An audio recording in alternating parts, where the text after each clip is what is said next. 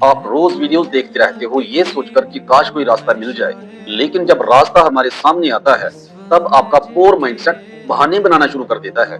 दरअसल वक्त सबके पास होता है, पर नीयत सबकी नहीं होती। मुझे वो लोग नहीं चाहिए जो किस्मत का रोना रोते रहते हैं। मुझे वो मर्द लोग चाहिए जो अपने माँ बाप के चेहरे की खुशी के लिए दिन रात एक करना चाहते हैं, अपनी फैमिली को सपोर्ट करना चाहते हैं। याद रखिए, एक मजबूत मोमिन वही है जो इतना काबिल बने कि वो दुनिया भी जीते और दीन की खिदमत भी कर सके। गरीबी में जीना कोई तकवा नहीं होता, बल्कि काबिल बनकर दूसरों को हाथ पकड़कर चलाना और दूसरों की मदद करना असली इबादत है।